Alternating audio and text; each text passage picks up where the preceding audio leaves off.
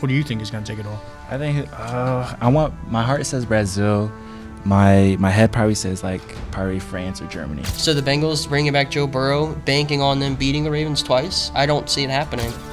Patrick Mahomes is slowly starting not to trust Travis in big-time moments, and he's looking for other options, and right now they're just not delivering for him. Talk about Jonathan Taylor being MVP. I think JSN is the Offensive Player of the Year. It's interesting to see them trying to spend money to build around Paul Skeens. I think they'll probably have to end up trading him. Welcome back to the Student Section Podcast, episode number 3. I'm your host, Yoish Keys, joined by my co-producers, Kevo. Jay Les. And today we have an amazing show planned for you guys with some of the hottest takes out right now. So first segment, we're going to jump right into it. Kevo, talk to us. Yeah, so let's get straight into it. You know, what just recently happened was the soccer international break. So that's very important because one big important thing that is coming up is the 2026 World Cup, which is hosted by the United States, Canada, and Mexico. So for the U.S., you know, we're in the U.S., so this is home soil for us. Mm-hmm. So a bunch of the games that is one of the biggest sports in the world is going to be held in the United States, Canada, and Mexico. So a bunch of fans are going to come and watch. So that's definitely going to be awesome. So for those that don't know, this is what the format is going to look like. It's up to 48 teams now, so there's more teams. What it was previously was 32 teams. So it's a little bit of a bigger tournament. So more teams are joined in.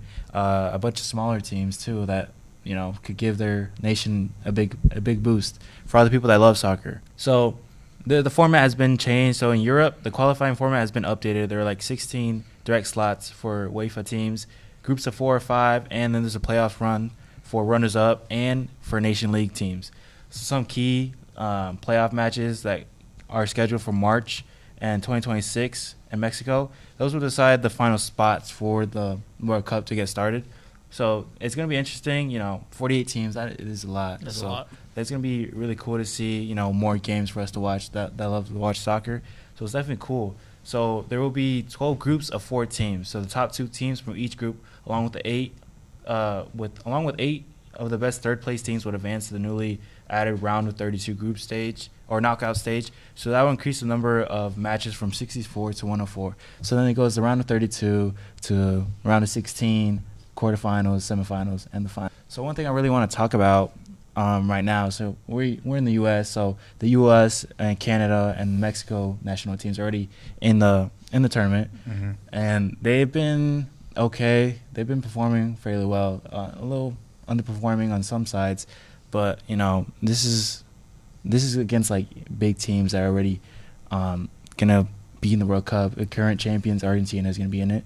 They're in it. Spain is the current European champions, right. So they're gonna be in it. So I just want to ask you guys: do you think we're the underdogs, even though we have home soil? Are we the underdogs in the tournament? It's a worldwide tournament, and there's a bunch of European giants, South American giants. So what do you guys think? Do you think we're underdogs?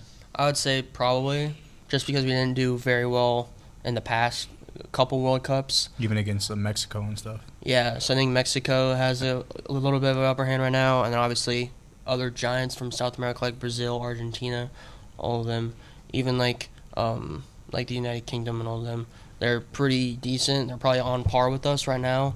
But, yeah, it'd be interesting to see how we fare on our home soil. Yeah, for sure. I like how you brought up Argentina and them and their success that they had over the last couple seasons and stuff like that. But it's America. We're going to have a big target on our back no matter what the sport is, just because we pride ourselves in our country and our sports. And, you know, soccer is not really that big, or football is not really that big here in America. But, I mean, we have some good people who know what they're doing. Like Messi lives here, you know, one of the greatest soccer players of all time. So I'm just curious to see who's going to pull it out. Who do you think is going to take it all? I think my heart says Brazil. My head probably says probably France or Germany. They're pretty good, or Spain. You know, they're heavy hitting teams. But I really want Brazil to win one, just in case my favorite player Neymar returns to the World Cup. He's the GOAT. Really. Yeah, I really want him to win a World Cup and, you know, fulfill a big dream of his. You know, one of my favorite players, and he's slowly, you know, getting older, and he has been in the shadows of Messi and Ronaldo. So I'm really hoping he can get something big coming out of the tournament if he gets healthy enough and can make it. So yeah. Throughout this tournament, who do you think are the top 5 soccer players right now? Heading into the tournament, I like that question. It's going to be, I would say this guy from Manchester City, Erling Haaland. striker, world class. He's a beast, straight dog, can score. He's doing good for Norway. So Norway's in the World Cup after a long time of not being in the tournament. So that's gonna be awesome. He's a deadly striker. So he's gonna be interesting to see. Then I would say probably I'm gonna go someone from the German team. I might say I really want to see how Florian Wirtz and Jamal Musiala. I was gonna say the German team is probably a sleeper team right now. Yeah, for sure. Sleeping giant. They have young talent. Yeah. Florian Wirtz and Jamal Musiala. They're really young, but they really do good for their teams that are on right now. So I'll say them two, and then I want to see probably this South American kid named Esteval. He's 18 years old. Yeah, he's doing his stuff with Brazil. So I really want to see that. It's gonna be interesting to see. And then I'll just throw in probably. What about Mbappe? I will throw Mbappe in there. I feel like the World Cup is a big tournament for him, and he definitely shines in that. He did it in the World Cup final against Argentina, scored a hat trick in that, and unfortunately they lost, but he showed up throughout the whole tournament, especially when it matters the most. So I'll give it Mbappe too. Yeah. So I'm definitely looking for all those players. There's gonna be a bunch of underdog teams that might have a player or two that might shine out of nowhere. So that's gonna be interesting, giving all these people hope. So I really Where see at that. in the United States is it going to be held? Oh yeah, there's gonna be, I think, for sure what I know is the final is gonna be held. Well, it's said in MetLife Stadium, so that's the Jet Stadium. Yeah. So that's where I hear that's gonna New be. York. And then they said it might switch over to AT&T Stadium since it's indoor. Really? Yeah, and it's gonna be in the summer. So the heat might be something that a couple players aren't going to be used to. So we'll see how that is. So it's going to be a MetLife Stadium in the final. It's what it is right now. AT&T is a possibility, but Mercedes-Benz Stadium. It's crazy that it's here too, because I believe in the 2028 Olympics are going to be here too in Los Angeles. So it's pretty crazy that America is starting to have a lot of those foreign events here, because I know a lot of times we have to go to like Beijing, China, France, and all those places. But it's good to see that the homeland can hopefully defend itself against. Yeah, it's good that they all the events lined up like that. Yeah, for sure. Because obviously they pick places like years in advance, obviously. So it's nice that they all lined up. They have the World Cup here, and you have I think it's the Summer Olympics are here in LA. Yeah. So yeah, also Winter Olympics coming up. I don't know where that's at, but yeah, it's nice how they all line up so that they can get more exposure for U.S. talent specifically. Right. Yeah. Kind of want you to talk more about Canada. What is Canada looking like? Canada, they made it far in the Copa America. They did really good. I want to really talk about the players that they have. They have Jonathan David and Alphonso Davies. They're playing in Europe right now. They're one of the top people that are going to be leaders for Canada. So Canada definitely has good talent. They have a bunch of people in the MLS who are doing really good in that. So I think Canada is one that can make it further out of the three. I support Mexico a lot. I was born in the U.S., so I definitely have like a special feeling for both those teams.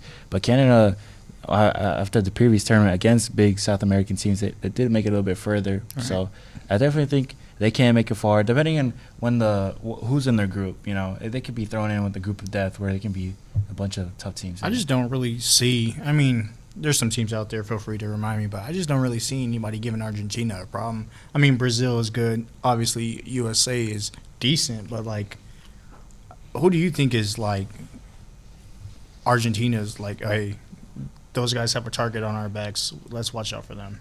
For Argentina, like who's? I'd probably say a bunch of the South American teams. Yeah. Probably even France if they get drawn up with them again. And that was just the final how it was the last World Cup. Mm-hmm. So I'd say if France runs it back with them, I definitely think that will be an intense matchup. But I think everyone wants to take the World Cup champions down. That's what everyone's going to look for. The previous champions, France, they definitely had a target on their back. And then the previous one before that, Germany had a big target in their back, and they got knocked out in the group stage. So, I definitely think they have a big target in their back. But they have the talent. They have Messi. And I just want to ask, do you think will Messi and Ronaldo, since they're both, GOATs, will they be in the World Cup? You guys think so? It's kind of like the NFL with, like, betting against Tom Brady or Patrick Mahomes, right? Those guys are just so good that you can never count them out. But as of right now, I'd say I see Ronaldo in before Messi. Yeah. Just because of, like, team play and stuff like that. But it's just so hard to rule those guys out just because of how great they are and how great they can make others around them. Yeah. So Their leadership and all that. This is kind of hard to rule it out. But I'll say Ronaldo will probably get there before Messi. Yeah, for sure. He's hungry for it. Yeah. Messi already has a World Cup under his belt, Yeah. so I can't wait for the World Cup. I'm gonna try to get tickets to go to that, so it's gonna be cool. So They got group stage in Kansas City, right? I'm pretty sure they might. Yeah, Arrowhead or probably Children's Mercy Park. So but we can move on to the next one. Yeah. All right. Good soccer segment. For the next segment, I want to talk about is the NFL. Now, we are currently on week 12 of 18. We're Week 13 coming up now. Yeah, week 13 coming up now, but we're going to talk about what happened week 12. It's crazy to say that the season is more than halfway over already. Yep. And I'm going to miss football when it's gone. But I got a couple scores that I want to talk to you guys about. So, the Buffalo Bills lost to the Houston Texans 19-23. That Houston Texans got after Josh Allen like no other, had 8 sacks. I mean, that defense is just swarming. They shut down James Cook. He 2 games ago had like 200 rushing yards, held him to under 100 this game. Josh Allen had like 2 interceptions this game. I mean, that Bills team is so talented without having a wide receiver one that it's hard to contain him. And the Houston defense was like, you know what? We're going to take away everything, and we're going to try to make you beat us at our game. Yeah, they have the best pass rush in the league for sure, with Will Anderson Jr., with Daniil Hunter, Derek Stingley in the secondary. To sack Josh Allen 8 times. 8 times. You don't sack Josh Allen not even 3 times. He's good usually. in the pocket, but say the play's broken down, he has enough speed in him to take off, and he can roll out. Plays and like to Superman. sack him 8 times is crazy. And their offensive line is, I would say, top 10 in the league. Oh, yeah. For sure. Yeah. So to have that pass rush against that offensive line and with that quarterback that's able to extend the play and get out of the pocket, that's crazy. I do think the Bills will bounce back in the next game coming up in Week 13. And I do believe C.J. Stroud is coming off IR, and he's going to make his return after he got injured in versus my Denver Broncos. He got hit on a late slide. I don't think the play was dirty. No, it wasn't, but yeah, it was unfortunate. Yeah, but C.J. Stroud is coming back. I'm glad to hear that he's happy and healthy. Speaking of happy and healthy, Joe Burrow is coming back, right? Oh, I'm excited to see that. This week? I believe it's... They play on Thursday night. Yes. On Thanksgiving night. Ooh. I don't know if he'll be back for that game, but he'll probably be back the week after. But Joe Burrow coming back from turf toe. Said it multiple times on this show. When you have turf toe, it can either be an injury that sustains your whole career, or it can just last a few weeks. Luckily, he's taking care of his body. He has good trainers over there, so they're getting him back, and he's going to be dangerous because what Joe Flacco has done with the Bengals is scary. Because he's a little older, not as mobile as Joe Burrow, but he's accurate, he's deadly, he knows to pick apart the defenses, the zones, the coverages, and Joe Burrow is as gifted as anybody in the league. Honestly, when healthy, top 3 quarterback. Right. I don't see many people being better than Joe Burrow, but yeah, I just wanted to shout that out, say that he's coming back. Joe, we're with you. We want you to ball out, and I'm not rooting for the Bengals, but I'm rooting for you, okay? I do have a little bit of hot take. I don't think they should rush him back. I don't think they should either. I think they should they should low-key just keep him out for the rest of the year. Rest of the The year. rest To of be the honest. year? What about playoffs? Again, like you said, it's almost done. They don't really have a path to the playoffs, if we're being honest. Yeah, they play the Ravens 2 more times. Hypothetically, if they beat the Ravens in both games, they could contend for an AFC North title. But then again, the AFC North champion is probably going to be 10 wins, 11 wins. Are they going to get through a Broncos or a Patriots or a Colts or even a Bills or even a Chiefs if they can slide in? I don't think it's worth it. Obviously, Joe Burrow's had a lot of injuries, Right. and the turf toe injury is just the One of most many. recent one in a slew of injuries in his career. So I don't think you should push the envelope. I think you should just sit back. Joe Flacco's doing his job with the offense right now with Jamar Chase if he's not spitting on people and getting suspended. T. Higgins, obviously. Chase Brown, obviously. But if Joe Burrow comes back, their defense isn't getting any better. That's why they're losing games. Right. They're not losing games because Joe Burrow's injured. Yeah. So Joe Flacco can keep filling in, keep throwing the ball, keep feeding Jamar Chase and T. Higgins. You move on into free agency. Maybe try to sign Trey Hendrickson, or you trade him for picks. I think they let him go. He's just Probably. too much money, not It's- having good production this year. It's pretty much over, to be honest, Yeah. in my opinion. So you trade him, you get some picks, you draft defense, and then you try to sign some people. Maybe try to trade T. Higgins. just because they've just committed so much money to Jamar Chase and Joe Burrow and T. Higgins. I don't know if they'll be able to keep all of them. Yeah, I don't know if they'll be able to keep all of them too, but I mean, if they can find a way, which I do believe they have enough money to, if they really want to, I think they keep all of them, bro, because it's just their defense, and obviously you can go find some cheap vets that will bring a locker room presence to the younger guys and can lead them, but I just don't think you tear it up and break it up. And going back to what you said earlier, I don't know if you tank the season, bro, because if Joe Burrow comes back, has a good game, that gets morale going. It's still enough games to make the wild card. But can they go on a run in the playoffs with the Broncos in the playoffs? It just all depends on Joe Burrow, bro, if he can stay healthy. Because you've seen what Joe Burrow did to our Broncos last season. Yeah. T. Higgins absolutely torched Riley Moss. But the game was close because their defense was awful. That is true. And Bo Nix was looking like prime Peyton Manning in prime time, throwing downfield to Marvin Mims at the last second. That was clutch. Yeah. But so I don't know if it's worth it, to be honest. Because like I said, you got a lot of teams, even the Chiefs, if they're not playing great, obviously they lost to the Broncos, but then they beat the Colts. Yeah. They're down by 10 Lucky fourth winning quarter, the Colts, though. And they but that's what the Chiefs do. Yeah. They were terrible in one-score games, but in recent years, they've always found ways to pull those out, and they finally pulled one out against the Colts. Maybe that gives them a kickstart. Yeah. And then the Colts are obviously in the driver's seat in the AFC South. The Broncos are good. Patriots are good. Bills are good. Ravens are good. So the Bengals bringing back Joe Burrow, banking on them beating the Ravens twice, I don't see it happening. And I don't think it's really worth it for them to risk another injury and risk a more severe injury that could derail his career and the path of the Bengals in the future. So, I don't know. I'm glad you talked up on it because I wanted to bring the Chiefs and the Colts up. I do believe that if the Bengals can keep Joe out there, definitely do it because it'll bring an essence to your locker room. Mm-hmm. But switching to the next team, Chiefs versus Colts. Jacob kind of touched on it a little bit. Chiefs did pull out a nitty-gritty win. It was very ugly, but that's kind of what we've been accustomed to this season with the Chiefs. They've been finding ways to win some games, and then they put themselves in positions to lose others. But they did play a really good team in the Colts. Jonathan Taylor looking like an MVP. Honestly, I don't see no one else winning MVP over him besides maybe Matthew Stafford, but that's another talk for later.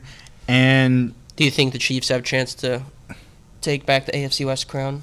No. I think Denver is slowly starting to run off with it, and I think Denver is more talented as of right now. Mm-hmm. I know Rashid Rice came back. Xavier Worthy is having a little bit more production than we're used to, but Patrick is just – I don't want to say him and Kelsey's connection is slowly starting to fade off into the sunset, but Patrick Mahomes is slowly starting not to trust Travis in big-time moments, and he's looking for other options, and right now they're just not delivering for him. Mm-hmm. And that defense is decent. You know, it can hold its own against pretty much any offense at any given time because Steve Spagnuolo is an amazing defensive coordinator. Yeah, but any Andy Reid defense and Steve Spag defense. You'll have a chance with those guys, and you'll especially have a chance when you have a guy like Patrick Mahomes. And I'm not trying to glaze him or nothing like that, but the guy is special, right? Mm-hmm. But it was a good game. Chiefs pulled it out, but I don't think they'll take over the AFC West. I think Denver is slowly starting to make a name for themselves. You think they at least slide into the playoffs in the wild card? See, now that's where it gets interesting. Yeah. They're going to have to be able to win out. They got to win out, and I just unfortunately don't think they can win out. Yeah. I don't think they can win out. Next game I want to talk about, the Seattle Seahawks, man. Gosh, let's talk about that guy JSN, right? Yeah, that man is having a season for sure. You talk about Jonathan Taylor being MVP. I think JSN is the offensive player of the year for sure. Now we're getting into some hot takes because I'm right with you, but a lot of people probably wouldn't agree with us.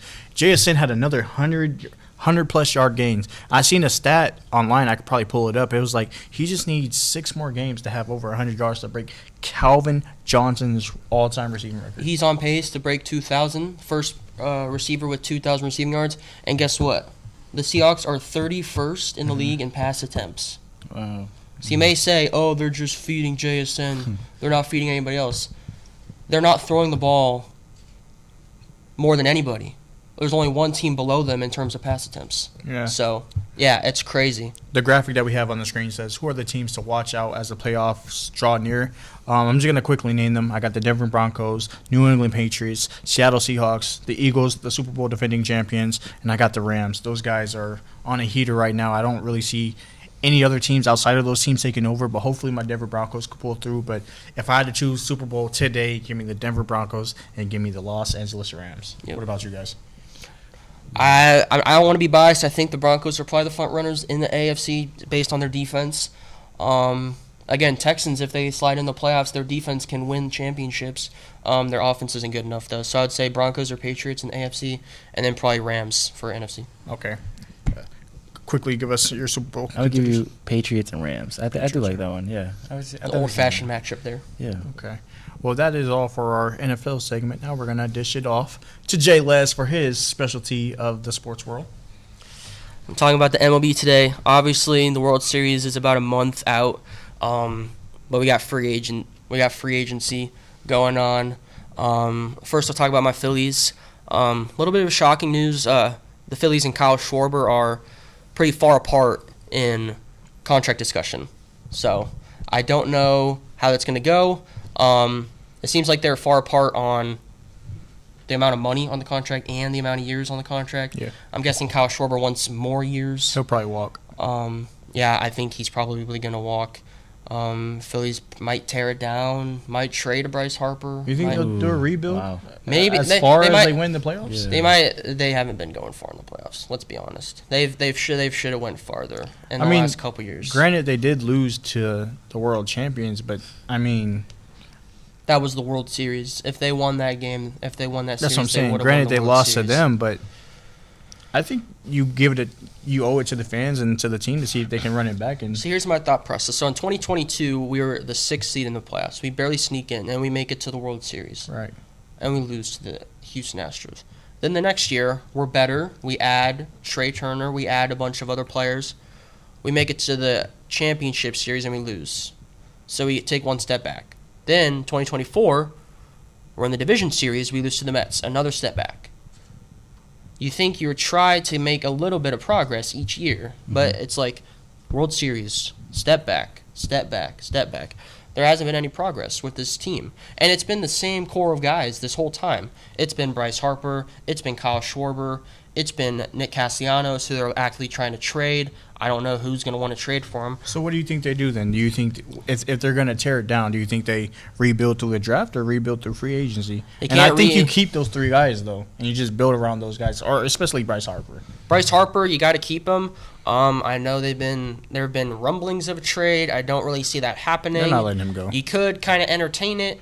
He's got a big contract, though, so I don't know if anybody is going to take on that contract. It's going to take a haul, though. I could see the Yankees maybe trading for him. Maybe Seattle, although they did just re-sign Josh Naylor, so they're probably out. I do think he stays, though. Bryce Harper, Kyle Schwarber, I would hope they re-sign him. That should be their number one priority. Yeah. But I don't know. There's a lot of time left, so maybe they get closer in negotiations. But yeah, they can't really rebuild through the draft. MLB is kind of different than other leagues with that. They kind of just have to pull prospects out of their minor league system. You do have a good guy, Justin Crawford, outfielder. He's coming up. Not really a power guy, so he's not really gonna hit all the home runs. He's not gonna hit all the doubles. He'll bat 300. He'll have a 300 batting average. He'll steal a lot of bases. He'll play good defense. So I think they release Nick Castellanos. I don't think anybody will trade for him. They release him. They'll bring up Justin Crawford. Maybe sign another outfielder. I hope they re-sign Schwarber as well. You expecting? You want to, as a fan? I do you want think to they'll rebuild? re-sign Schwarber. I do think they will, and I want them to, but we'll see how it goes. Other big news, there's not really a lot of one-for-one trades in MLB. Like just a player for a player, there's usually prospects involved, or there's usually like money involved. They'll send somebody's contract, and then they'll also send some money with that player. But the Mets and Rangers just did a one-for-one deal. The Mets sent their outfielder Brandon Nimmo, who's been with the team since 2016. He was their longest tenured player, drafted in 2011. He's been with the team in their system for 14 years. Reminds me Just of trade IT, him. what the Celtics did with Isaiah Thomas. Yeah. No loyalty these days in sports. Nope. It's all about money and politics, and we can get into that later, but you can keep going on. But yeah, they trade Brandon Nimmo to the Rangers for second baseman Marcus Semien, 35-year-old second baseman. He's on a little bit of a decline. Yeah. Big contract for both of them. basically just a straight up swap. The Mets are paying off Simeon's contract. The Rangers are paying off Nimmo's contract. I think the Rangers had to send $5 million to the Mets just to make it all even, both deals, because Nimmo's contract is a little bit smaller. I think it's a good trade for both teams. The Rangers just released Adolis Garcia, which is one of their power-hitting outfielders. I also think the Phillies could probably sign him if they release Castellanos, but that's a topic for another day. So Nimmo slides into the Rangers outfield. They were in the World Series in 2023, but they haven't made the playoffs since then, so they're trying to get back there. Yeah, and then the Mets, they get a second baseman and Marcus Semien. They free up an outfield spot. Nimmo's not the greatest outfielder. He's good on offense, but his defense isn't really great. So that moves Juan Soto to left field, which is where Brandon Nimmo was playing. Juan Soto will move from right to left, and then it opens up the right field spot. They can maybe sign a Kyle Tucker. They can maybe sign a Cody Bellinger. Those free agent guys, big guys. Yeah. And they have the money to do it. They've been dishing out money to Juan Soto, obviously. He had the richest free agent contract in history last offseason, even richer than Ohtani, even richer than Aaron Judge, all those guys. So Juan Soto's the best of the best. Yeah, and they do have some openings. So it frees up contract money, getting rid of Nimmo's contract, and then, yeah, they can do a lot of more stuff with that. With the Dodgers being the it team, having the target on their back, right? What teams do you see heading into next season that might be able to dethrone them besides your Phillies, you know? I think the Mets could, definitely. They have a lot of good young pitching prospects like Jonah Tong, Nolan McLean. Nolan McLean's probably my pick for NL Rookie of the Year in the National League. He's just crazy. His breaking stuff, he has a slider, it breaks all the way out to the plate. It's crazy. You know, I think a guy who doesn't get enough, you know, conversation or talk about him of how good of a pitcher he is Paul Skeens, you know. I think he gets a lot of talk. You think so? The Pirates won't do anything, though. The Pirates are probably the worst team in the league. They should. They're holding him back. He's just going to waste his career. It'll be interesting because sources said before Josh Naylor re-signed with the Mariners, the Pirates offered him $100 million in free agent. And obviously he didn't accept that. He went back to the Mariners. What you going to do with $100 million? I'm buying one of the best pitchers I can. But yeah, it'll be interesting to see what they haven't spent money. I think their richest free agent contract is maybe 60, 70 million, around there. It's interesting to see them trying to spend money to build around Paul Skeens. I think they'll probably have to end up trading him because he'll probably want out eventually if they don't build around him. Right. But yeah, the Pirates won't do anything though. I don't think. I don't think anybody would want to go to the Pirates. Someone's gonna have the money to spend on Paul Skeens eventually, and he's gonna demand something. You know. Yeah. If they can't make it to the playoffs anytime soon, he's a big time player. He will be top 2. No, he's already he's already a top 2 pitcher in the league. He already won the Cy Young Award this year.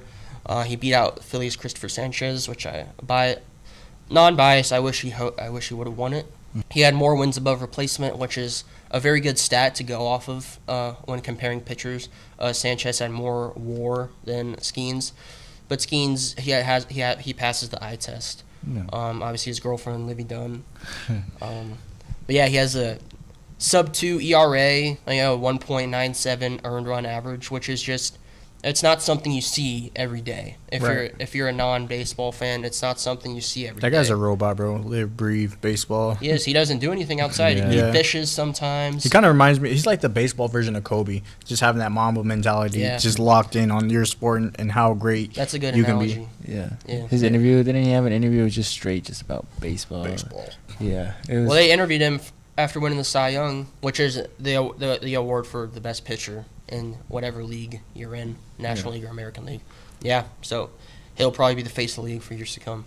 Okay. Well, thank you for that amazing segment you did. Guys, we can't express how much we love doing this, the student section. Shout out to everybody behind doing production and stuff like that. If you guys want to see weekly episodes, we're here.